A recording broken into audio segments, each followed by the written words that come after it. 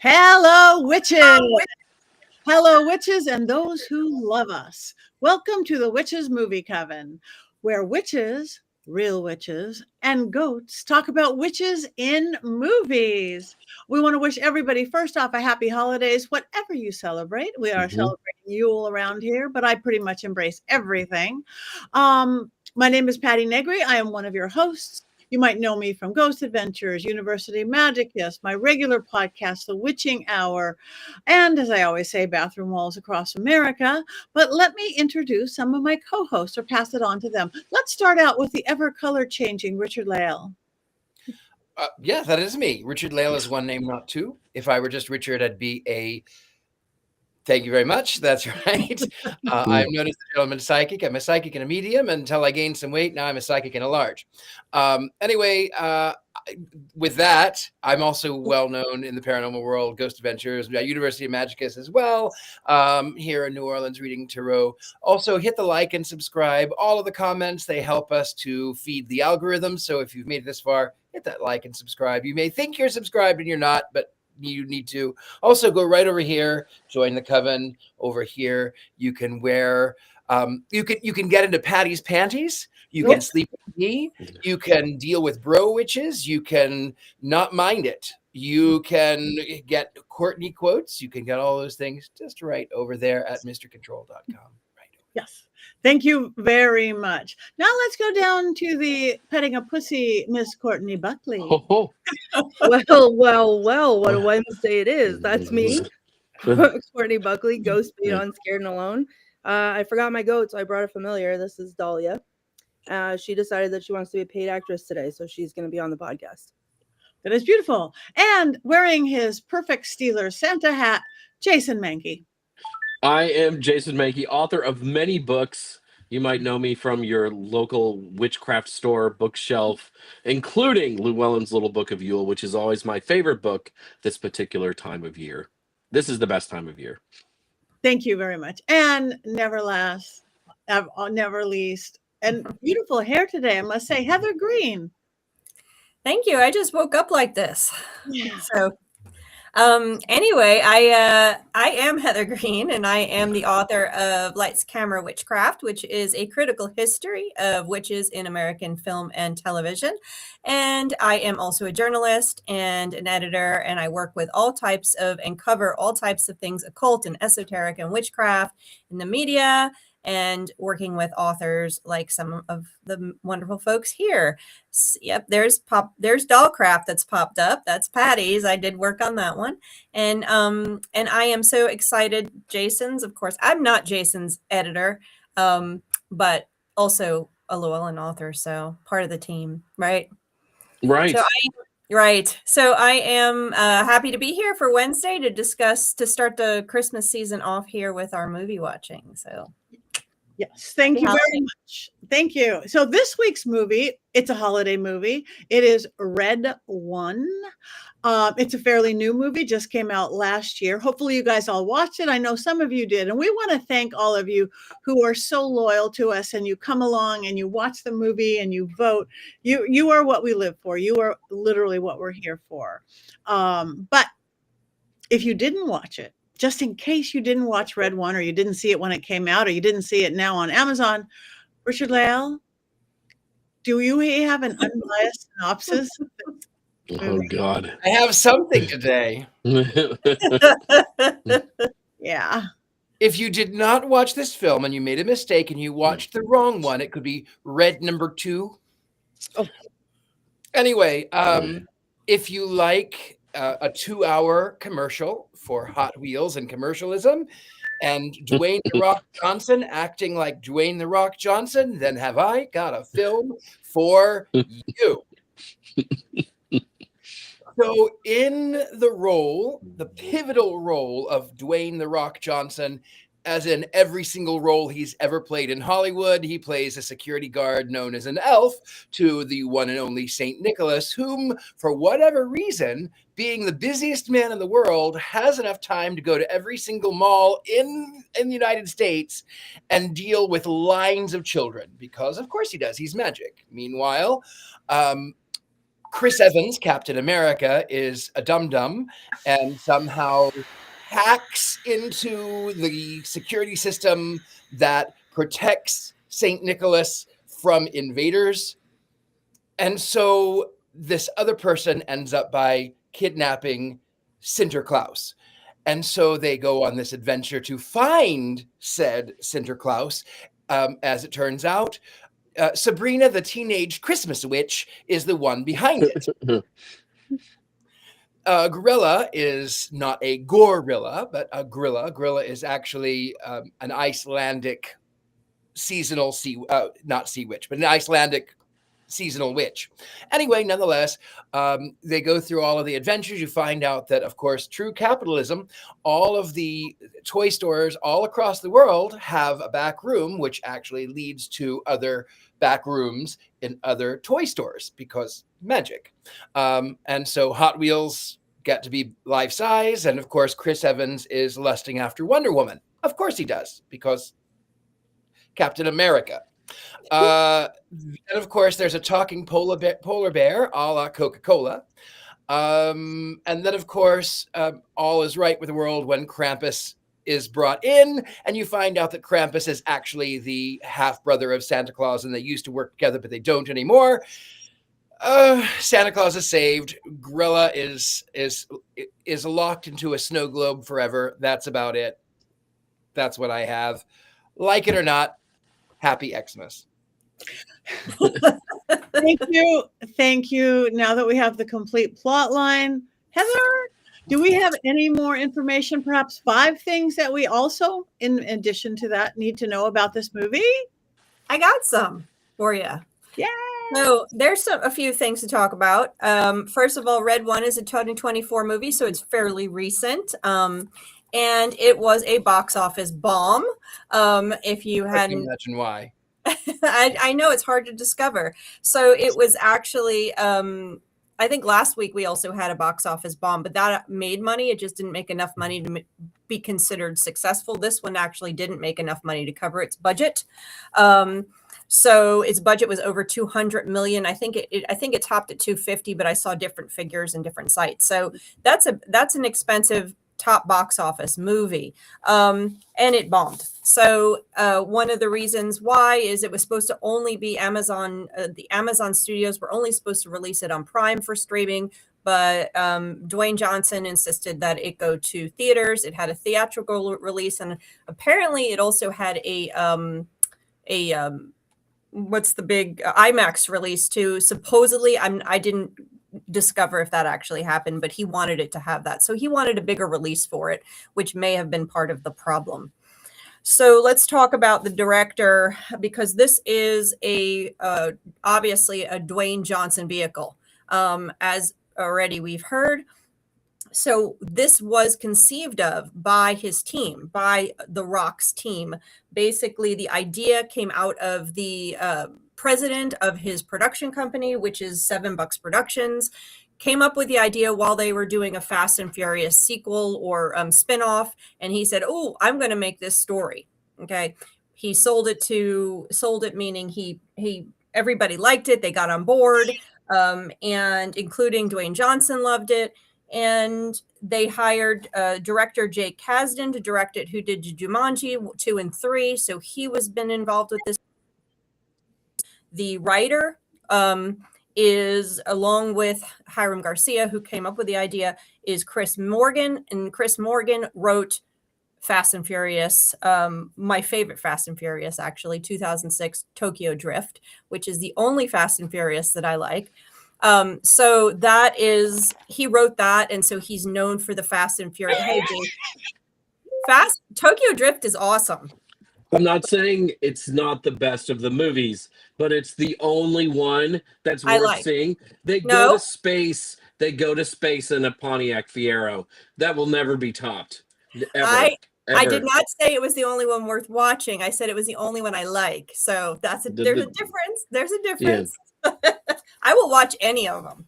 But anyway, he is known for Fast and Furious and also produced The Mummy. So he's been involved with this crew. So the crew itself that built this movie is a Dwayne Johnson crew. So this is very much a Dwayne Johnson vehicle movie. Let's talk about the cast. Of course, well, Dwayne Johnson, The Rock, and it depends on your age and who you are and how you know him. Of course, Fast and Furious and a lot of movies like that. If you're younger, you probably know him for Moana. And there you go. He was a wrestler. Yes, if you're into wrestling, he still wrestles, I believe, part-time, from what I understand. I don't follow his career. We also have Chris Evans, who everybody probably recognizes him first and foremost as Captain America, as we've already seen. I just saw him in a movie called Ghosted, Fantastic Four. He's been in a ton of stuff, but he's known for the Marvel Universe for the most part. J.K. Simmons of Santa Claus. He is also very recognizable face. He's been in a ton of things. Here he is as Santa Claus. And he was in the Spider-Man movies. He's in one of my favorite movie musicals, La La Land. He was in Whiplash, Juno, and a ton of stuff. And we can go on and on and on. I don't think we've seen him yet in one of our movies. Lucy Liu, another super recognizable face from way, way, way, way back. You talk about Charlie's Angels, Ally McBeal, Kill Bill, and of course, one of my favorite musicals. I always have to bring it up, Chicago. Then, of course, Grayla. We have Kiernan Shipka. That is the face of Sabrina from Chilling Adventures of Sabrina, if you did not recognize her. She was in other things like Mad Men as well, but that's what she's most known for at this point. And then finally, one of my favorites, I just want to bring up this last one. And this is a huge cast. I could go on and on, but I have to bring up one more. I have to bring up Krampus. So it's hard to recognize who he is probably, but Christopher, and I can't pronounce his last name, Hivju, I don't know, what is actually Tormund in the Game of Thrones. If you don't recognize him, he was the wildling with the red hair. He was the leader of the wildlings. Holy crap. Sorry. Holy crap. That I love when I find those little fun things like that. Yeah. So yeah, so that's who that was behind that mask. So let's go to number 4. Number 4, I want to talk about a little Easter egg situation. So with video games, because this movie, of course, is going to pull in people that love video games. If you love playing video games, you might have noticed them fighting over PlayStations, the mention of the Switch, the Nintendo Switch and everything. Well, those are throughout. There he is. That's Tormund. He was one of my favorite characters in Game of Thrones. So that was a really fun discovery. Anyway, back to the PlayStation. So you see there's a bunch of Nintendo things throughout that they mention. Then at the end, at some point, the little boy says, let me see, I want the video game Vampires Assassin 4, the video game. And then at the end of the movie, Santa puts that video game, that PlayStation video game, into one of the stockings. It shows up. Again, there is no video game called Vampires Assassin 4. This was made up, and apparently they had to actually do a little thing saying, hey, we don't have this video game. People wanted it. Doesn't exist. It was made for the movies. So it's a little kind of Easter egg fun thing. And then finally, the big thing is that Dwayne Johnson wanted to do a Christmas movie. They really wanted to bring in the mythology and bring in all the things that are possible from Christmas, which they did not do, but they did bring in a bunch of mythology.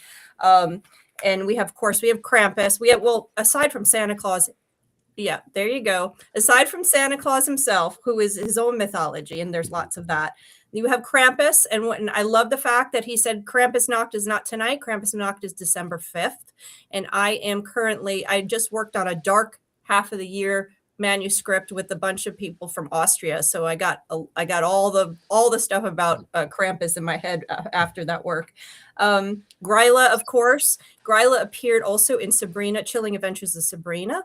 There was an episode with her in it. If you didn't see that, you would recognize it, but she is from Icelandic mythology, as Richard Lale says. She is a witch and an ogre and a monster and mother of the 13 Yule lads, who you also see represented there. So you have a little bit of that going on. Of course, the snowmen, which look like Frosty, could be the Jotun ice giants if we're sticking with the sort of Nordic theme of this movie.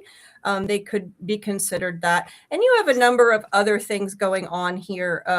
And I don't know about the Krampus I'm not sure if there's any tradition there, but you do have the end name that he says. I think he yells out Kavalamel, I think is what Santa says at the end, which is also connected to Santa Claus's lore. So they did do some research to pull in a bunch of lore to piecemeal it together to create this story.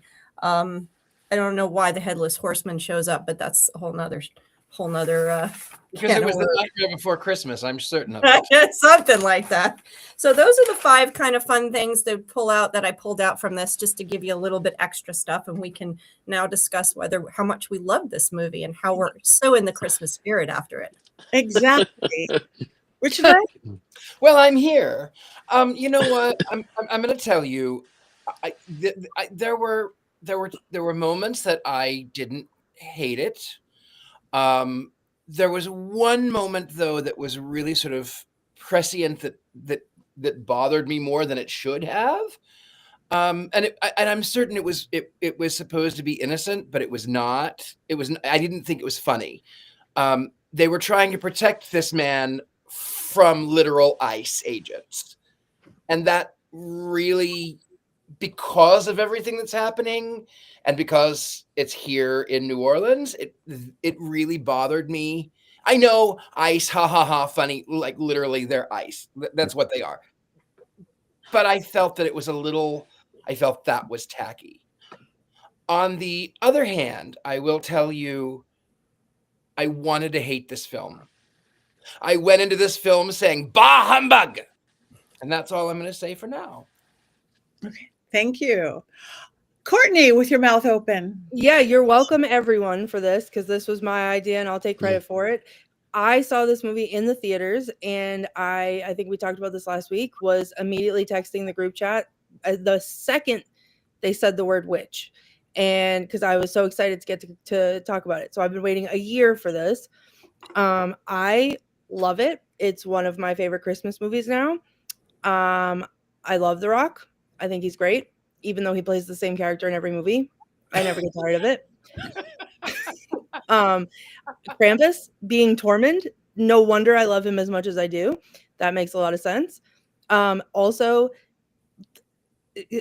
Sabrina as the witch, like as Gryla. I want to be Gryla when I grow up, in both her mastermind form and then also the ogre form.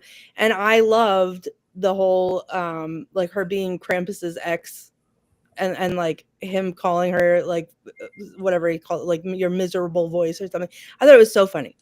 So yeah, I enjoyed it thoroughly. I love a good Santa action film. I love Santa. I love Christmas. So it did no wrong for me. Thank you. All right. Anybody want to jump in? I'll jump in. I liked it. I did like it. I'm not a big action adventure thing, and I like Rock well enough, whatever his name is. He may not, he's no Nick Cage. He doesn't have that curly, wavy Jason. No. But I, again, right now, because my life is crazy and busy and focused and everything, if I'm going to watch a movie, I just want to be entertained. I don't know how intelligent I need to get or anything like that. And I just thought for all the less than clever stuff, I thought it had enough clever stuff to actually keep me entertained. I like a Hot Wheels turning into a real car, stock up or whatever he said. It's like, oh, I want to be able to do that. I like showing the good and bad within humanity and then good winning out in the end. I liked the Krampus thing. So even though I was really, really tired and it was really, really late, I pretty much most of the way stayed awake, which is saying a lot. And it, again, holiday spirit. It was holiday spirit and not real reverent about it, which I liked. So yeah. So sorry, guys. I'm with you, Courtney. Jason. This is a deeply stupid movie. However, that doesn't mean that it's not fun. And despite like not wanting to like it before the show, I saw it last Christmas too. I still think it's fun, and I got caught up in it again, and it moves pretty quickly. It's not going to change the world, but if you have to entertain a 12-year-old, this is a great movie, I think, to entertain a 12-year-old. And I am like a 12-year-old, so I was pretty well entertained. There are huge plot holes and other things that we can make fun of later, but again, it's a fun little holiday movie. I think The Rock's great. I love The Rock. The cast is outstanding. I don't know how you convince these people, Dwayne The Rock Johnson, to be in this movie other than money. But you couldn't ask for much better. I mean, it's certainly better than a Hallmark Christmas movie shot in July in Canada. Instead of the Wisconsin Christmas tree farm where it's supposed to be set. Thank you. I love J.K. Simmons as super fit Santa Claus. That was just really cool. Working out Santa Claus. I like the whole he's not fat Santa. I think that was kind of brilliant. 100 push-ups there, Cal. I just did 100 push-ups. Good. Good.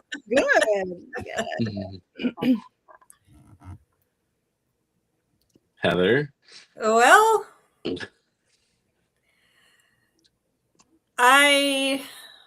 there were parts of this movie that I liked. There were parts of it, like I like J.K. Simmons as Santa. I thought that was great. I feel like the movie had pieces that were good, and I feel like it was just like cobbled together, and I was kind of disappointed because I thought the premise was actually it had some really good premise, and it spent too much time trying to be the action movie and not enough time trying to be the Christmas movie and really diving into all that kind of the fantasy part of it. Like I love the fact that Krampus wasn't completely demonized and that he actually was a dude. He was just another Christmas dude that's around. I mean, there were a couple mentions of connecting him to demons and Satan, but it wasn't, it wasn't bad, like it just. So I was kind of disappointed. I'm like, lean into that part. I think Ryan Reynolds would have done better than Chris Evans. It would have been even better because it wasn't funny, and it could have been funnier. It could have been more clever. It could have leaned into its cleverness because there were some pieces. So I was like, I would have put it on for my kids. Don't you hex me, Courtney. I see you're trying to hold back. It's already forming in my brain. Would I watch it again? Sure. It was entertaining enough, but I was kind of disappointed. I think they missed the mark. They had something and they missed the mark. That's my feeling about it. And so I was like, I could, and if I was to dig deep, if I was to there's a lot of things that I could work with in terms of thinking through this. If I was going to write something on it, I'm not sure if I love the end premise. I don't know if I kind of like the fact that you kind of have to have a Krampus. Like, I don't like Santa, like they kind of banished him, but you can't just give everybody gifts and not have a Krampus. So I was kind of disappointed that Krampus wasn't allowed out. So that's why St. Nicholas gives lumps of coal to naughty children, because he's supposed to mark them for Krampus to take them down to be punished. I don't know. I don't know. It was fun enough. It was fun enough. I didn't mind it. It took itself very seriously, though. I would have liked to have seen a little more hamminess in it, a little more winking at the camera, and we didn't really get that. And everyone knows that the lines that they were saying were pure stupidity in a lot of places. And there was but yeah. there were some good lines. There were some good lines, but they didn't play into it. They weren't, like you said, hammy enough. Like that's why I was like, if Ryan Reynolds had done Chris Evans' role, it might have played better. And I like Chris Evans. I don't have a problem with him. I like him as Captain America a lot, but I don't know.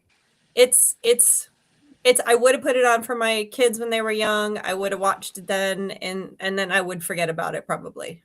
I like all the actors too. It's it just wasn't. It didn't hit the mark for me. Sorry, guys.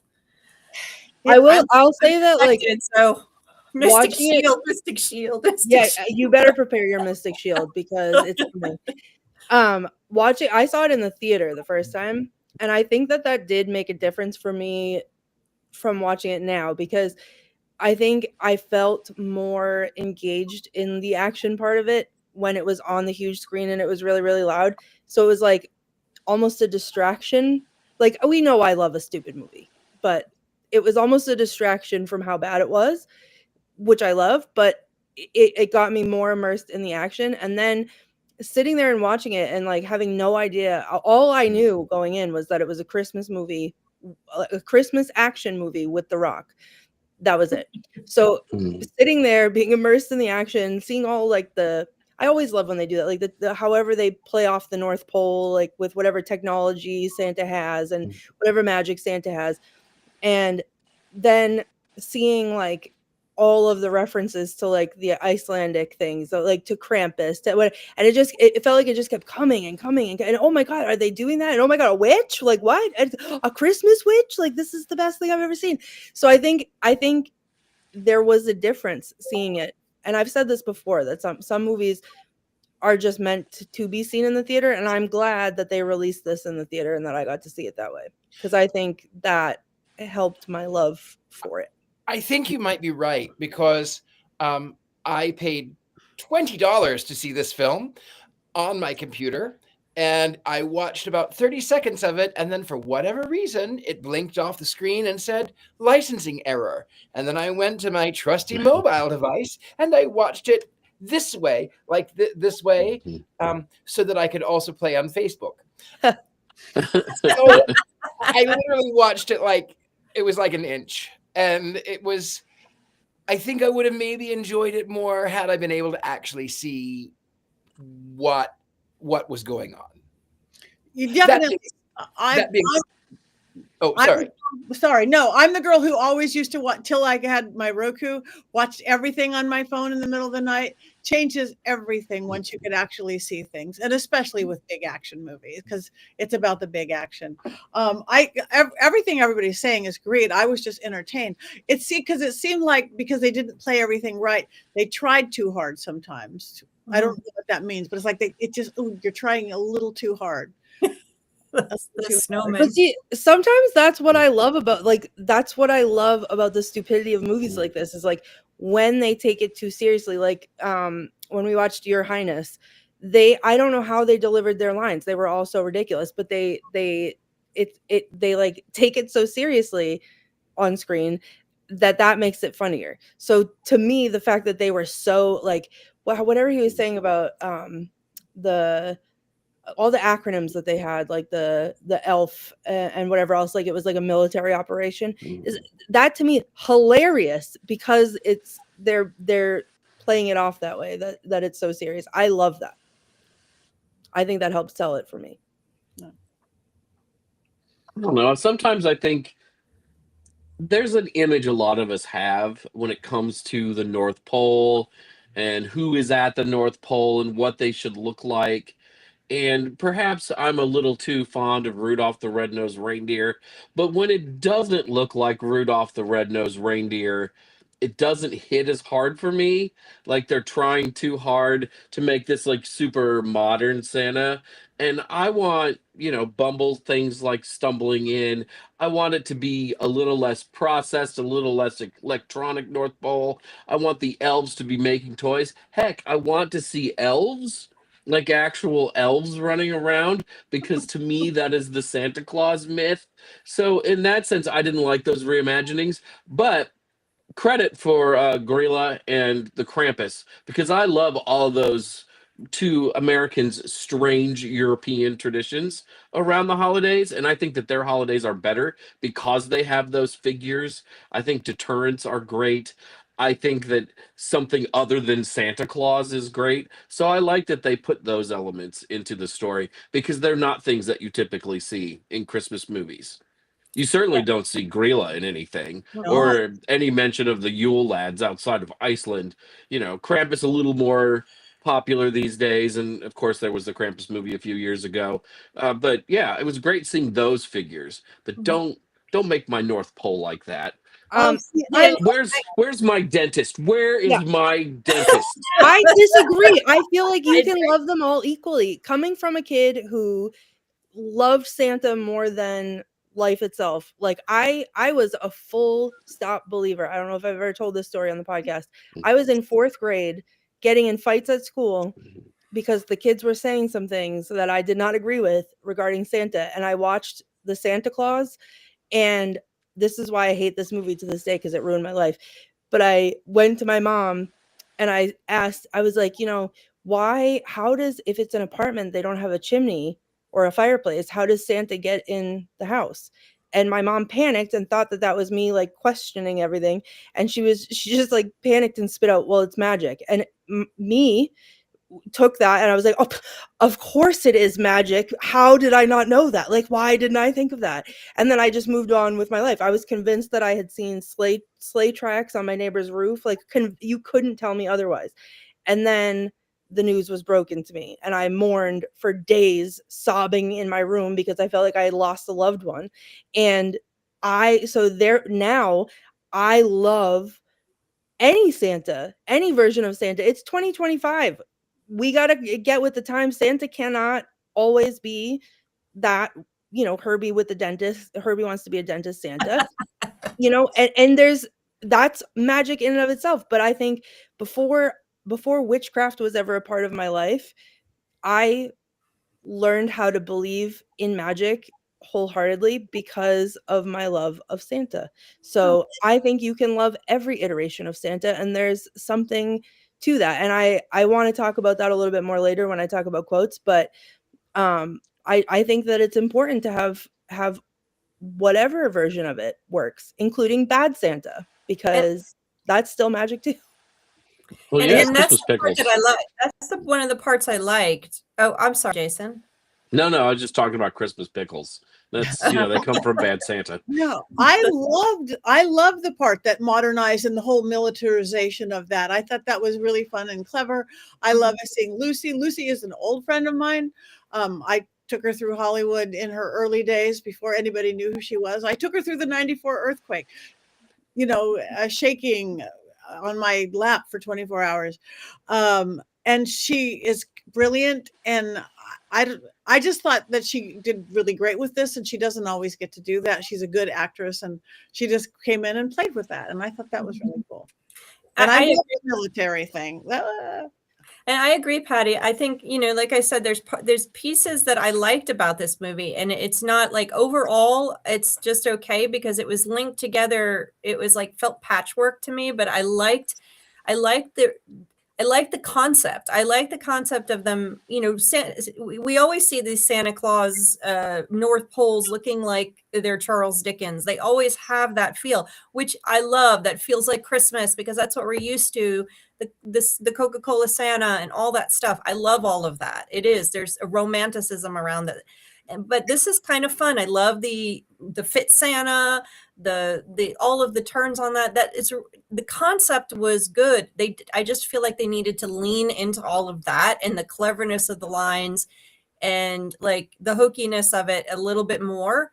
Do it straight, but it's like they just kind of like miss the mark on it a little bit. It's not balanced right to be the movie I would want it to be. But Gryla, Krampus, bring all of those guys. Let's do that. I completely agree with Jason on that. Let's see more of these European things. In fact, I know my authors from Austria I'm working on the book with, they barely knew Santa Claus. And I've interviewed a bunch of pagans that are in Italy as well over the years. And they also, Santa Claus not a big deal over there, the way he is here in the US. And they're like, yeah, most people don't get Santa over there. We don't realize that. So having these other ones, Christmas witches and ogres and Yule lads. Let's do the Yule Goat next. That would be great. In the sequel, Red 1, 2, and then Red 1, 2, 3. We'll go through all of the mythology. We'll get a Christ kind in there. That's like a Christmas gift giver female. was originally the baby Jesus, and then it becomes a 12-year-old girl. Christmas traditions are weird, but yeah, let's bring them all in. Let's bring them all in. Yes, Okay. let's The next do movie. it. We will. So again, as you can see, we're all a little mixed. Do we happen to have any quotes on this, Miss Courtney? Yes. So I have two. One, I there's a lot of good quotes in this movie, but there's one that really stuck with me that I want to talk about a little bit. The first one I feel like is our T-shirt for the night, which was The Rock says "Merry Christmas, witch" at the end, and I thought that was amazing. But the other one that I want to talk about was a conversation between The Rock and Santa. And I think it was when The Rock was trying to give his notice. And he said, "You say it all the time, Nick. We choose every day who we want to be, with big decisions and little ones, and every one of them matters. But I look around and they act like none of it matters." And Santa says, if nothing matters to them, it seems to me they need us now more than ever." And The Rock says, "That's why there's only one you, and no one with my doubts should be so close to you. You need someone younger, someone 300 years old in their prime, who wants to change things." And Santa says, "Not our job to change people, Cal.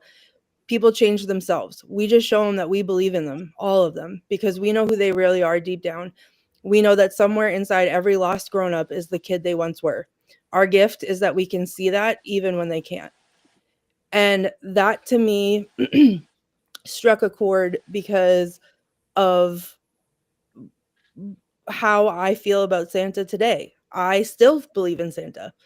And I when I was in college, I took a public speaking class, and our end of the term like final project, it was a persuasive speech. We had to convince the audience of something. And I asked my teacher if I could do this, and she was kind of wary about it, but I pulled it off. So my speech was why Santa is real. And I dressed up like Santa and I performed. 'Twas the night before Christmas, and I handed out packets with like Christmas crosswords and candy canes and whatever else. And it was all very festive. And then I had like statistics of they took polls of mall Santas and what were their favorite cookies overall and what was their favorite Christmas carol and blah blah blah. And then I talked about all of the origins of Santa from across the world and all the different versions of it. But I connected it all into what I still believe today, which is Santa is real because Santa is the magic in all of us.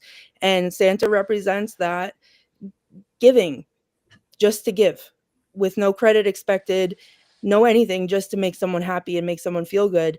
It doesn't have to be materialistic, but just to give. And I think that there's a little Santa in all of us. And that's we are the magic. And you know, as kids grow up and they learn that aspect of it, then you know they have younger siblings or they have people in their lives that are younger than them, then they become the magic too. And it's to me the greatest tradition of all, which is being the good, just to be good and make people feel good. So that quote stood out to me a lot, and I don't know, I love this movie. So Thank you. Yeah. That's the holiday spirit indeed, Courtney. Thank you. And to continue with the holiday spirit, Jason, do we Let's have ruin the holiday a spirit thank right you now. movie moment here? Let's ruin it right now. Red One. The name sounds like a Star Wars film and not a Christmas movie. Red One, this is Gold Leader, Flight Pattern Alpha. Attack and disable the Star Destroyer. Gold Leader, this is Red One. Somehow Palpatine returned. Red One is deeply stupid and feels like something concocted by artificial intelligence to create the perfect streaming movie for older children and geeks like myself who line up for Marvel movies and cry during films like this year's Superman. Seriously, Red One is like an algebra equation. The Rock over CGI snowmen squared divided by Captain America plus one Charlie's Angel minus convincing dialogue multiplied by Buff J. Jonah Jameson Santa over one Helen Hunt minus the powers of Ant-Man equals Red One. And there's just so much dumb in this film to go around. Somehow, Santa's reindeer have transformed from the 8 tiny reindeer introduced in the Night Before Christmas poem into 8 huge reindeer the size of semi trucks because of, duh, Christmas needs to be strong, bro. There's also a talking polar bear who wears people clothes and moonlights as an MMA fighter. Why a giant talking polar bear? Because polar bears are swole, bro. What's he gonna be? A talking chipmunk or a chumpy goat? Again, this is part of the AI algorithm to give us some sort of weird Christmas Avengers movie starring an actual Avenger. I could possibly forgive some of that stupidity if it weren't for the dumbest twist of all. Santa, despite being super buff, Santa's gotta be ripped, bro, is a pushover. One of the greatest sins against Yuletide in the United States has been the removal of deterrence against children's bad behavior. Instead of menaces like Grilla and Krampus, we've been left with only snitches like Elf on a Shelf, and everybody knows that. Snitches get stitches, bro. Those elves don't own me. I will take them off the shelf and pound them. With my fists, bro. Don't come at me like that. Because it's clear within 90 seconds of meeting the characters, Jack Captain America O'Malley and his son Haircut, that they both need some of Krampus's hard love.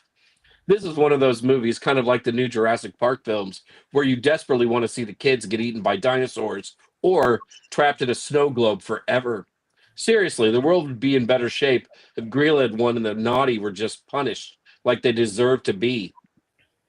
You're a bad kid? No Christmas for you.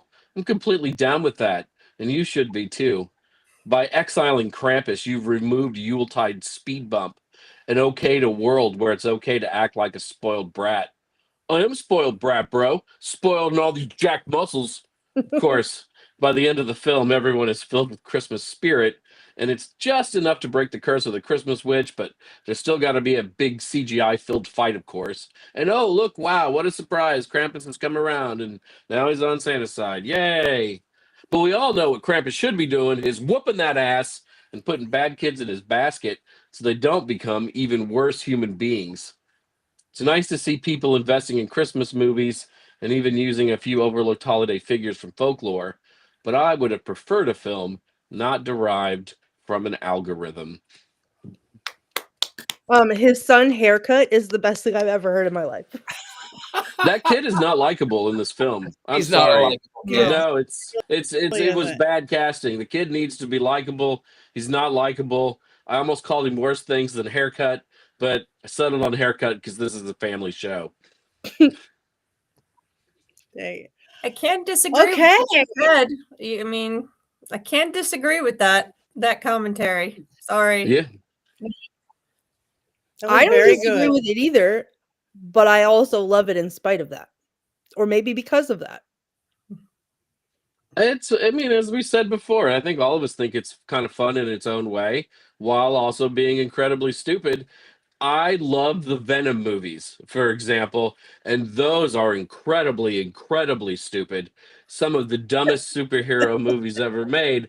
And I saw the first one twice in a theater, and it cost $20 to go to a theater in the Bay Area. So, stupid can be great too, but you also have to admit that it's stupid.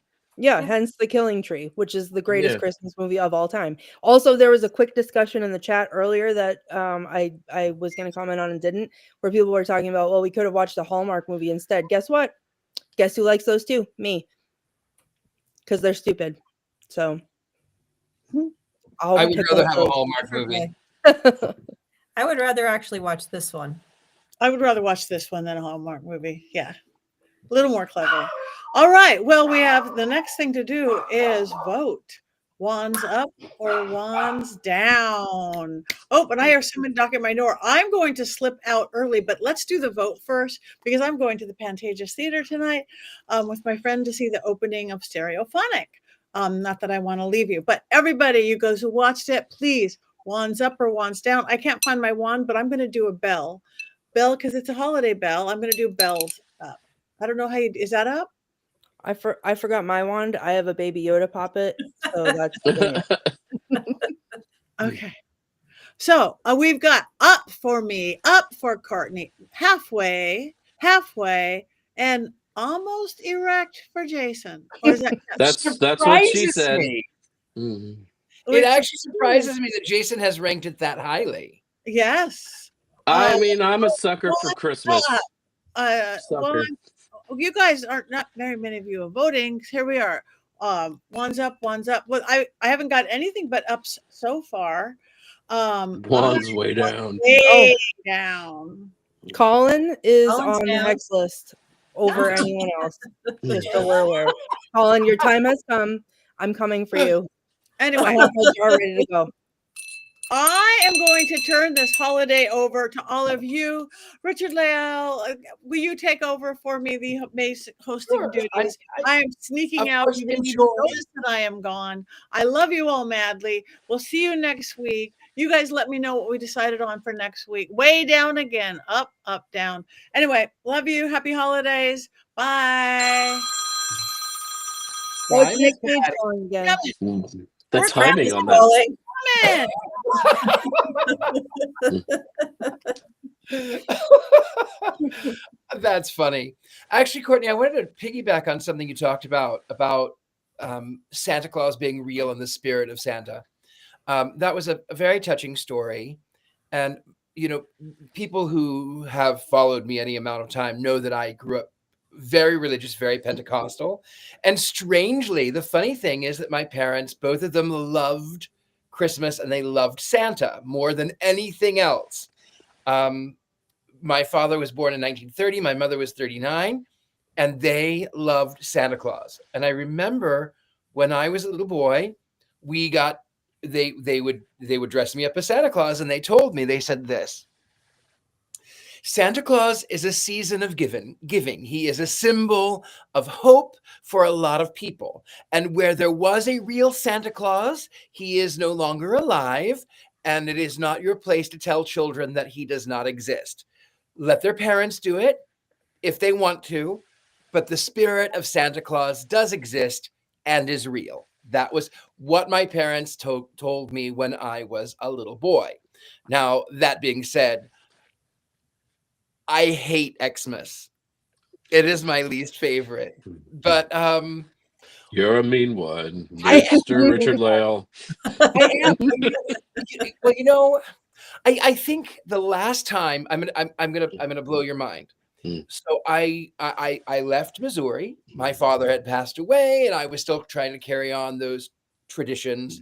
I moved to Las Vegas, and I had a Christmas tree. I did. I had a Christmas tree, and I had the theme was Alice's Adventures in Wonderland, and there was a hat on top with streamers, and I had playing cards, and I had a tea set all over it, and dried roses and red and white. It was pretty. And then my friends told me, I was like, I'm going to take it down. And I had several who would come over every Wednesday night for Coven. They would come over for tea in the afternoon, then we'd have dinner, and they were like, no, please don't take it down. Please don't take it down. It's such a work of art. Please don't take it down. And I left that tree up, I am not kidding, for 4 months. Richard Leal, my tree has been up for 4 years because I don't take it down. And now I will never put up another tree. Ever, ever, ever. I am Christmased out. That being said, what is your favorite holiday? Anybody? What's your favorite holiday? Halloween, obviously, because I live Halloween. and breathe Halloween. That's who I am as a person. Heather Green? But also Christmas. I think from Christmas all the way through, Halloween, October all the way through New Year I can see that. I just love the season. It's not, I'm a Gemini. Don't ask me to name my favorite. That's not fair ever. Jason, I know that Jason loves Yule, but Jason, what is your favorite? I'm a lot like Heather. It's really a season where all those holidays kind of meld together from the end of October through at least January 6th, including January 4th, which is mine and Doreen Valiente's birthday. But if I had to pick one, like if it was one day, it would be Thanksgiving, because there's less pressure and all I have to do is cook, drink mimosas and then champagne and then good wine and then maybe mixed drinks at the end, and then eat lots of food. So I think it's a great day, but it's really the season that I love more than anything else. I'm going to chime in just real quick because we're talking about seasonal traditions, and I grew up in one of those apartments where it didn't have a fireplace. So we asked very early on, how come Santa comes to us? And the answer was always the same: it's magic, because he can come through somehow. He can come into our apartment even though there was no fireplace. I also grew up in a family that was not Christian at all. Jewish and secular, very secular family. So we had Christmas dinner, and everybody at the table was either Jewish or atheist or something. My mom's family is Jewish. My dad's family, my dad's family is Catholic, but not celebratory at all, so secular. And so we'd never experienced Christmas in the Christian sense. I always experienced it in the secular sense, but it wasn't commercial. That what it was that same feeling that you get. We watched all the shows, we did all the stuff, we had Christmas every morning, and we were able to capture the magic that Courtney's talking about, that Jason's talking about, even Richard Lell, when you're talking about your parents, we captured that magic. And that for me definitely is part of how I understand Yule and how I understand magic. And eventually when I sat with my dad and I said, we renamed it Peacemas. We said it's a season of peace. And we didn't really rename it. We were joking, but I said, that's what it's about. And so I, as an adult with kids, sought to create that environment and that sacred, warm feeling of giving, which is, I think, at the heart of the season, which is really at the heart of Yule. It's at the heart of all these traditions. During the darkest time of the year, the darkest days of the year, we really reach out for each other and for giving and reach, for that love and for the camaraderie and in the cold times. So I love that. And I try to do that with my kids. And now this is going to be our first season where two of my children are not here for the first time ever. We only have one. So times change, but the season never does. So it's a beautiful thing. So Merry Christmas, everybody. Happy Yule and happy holidays. I'm gonna play a little guessing game. My birthday is New Year's Eve. What holiday is my favorite? Anyone? Your birthday. I do like it, but anybody? Nobody else? New Year's Eve. April Fools. No. Clearly, it's Labor Day. It's New Year's Eve because the whole world celebrates you. I do like my birthday, but a close second or a close first, I don't know which is which. I actually like Valentine's Day.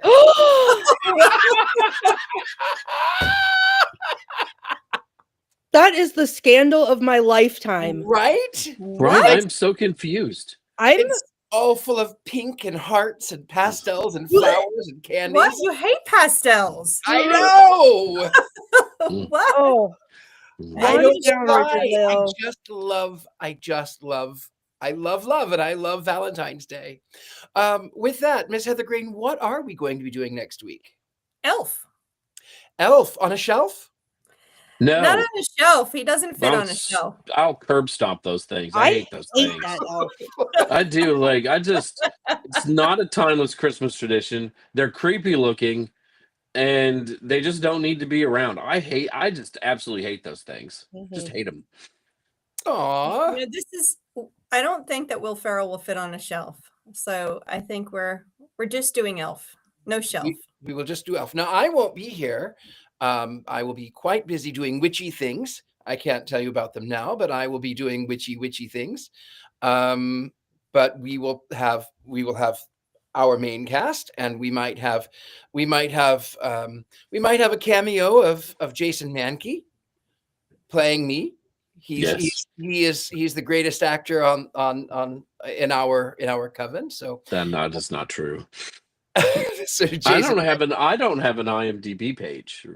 You and Patty have IMDb pages. Me too. Courtney has an IMDb That was page. a shock. Heather probably has an IMDb page. Why am I even on the show? It's nice that you all let me hang out with you.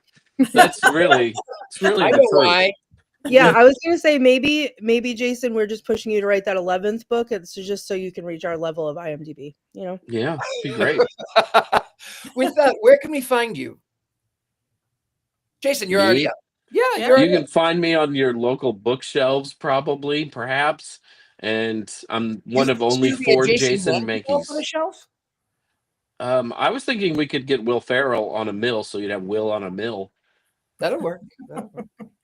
Jason on a mason. I don't know. I'm not sure that works. Courtney Buckley. That's me. I am at the Femes on all the socials or some of the socials, but wherever. And yeah, I actively hunt down because I want to find it in the wild and not order it from somewhere. Jason's Little Book of Yule. I think they sell out at the bookstores that I go to before I get my hands on it. So Jason, Hopefully. yeah, put some Yule. Oh, there juju- it is. Look, Jason.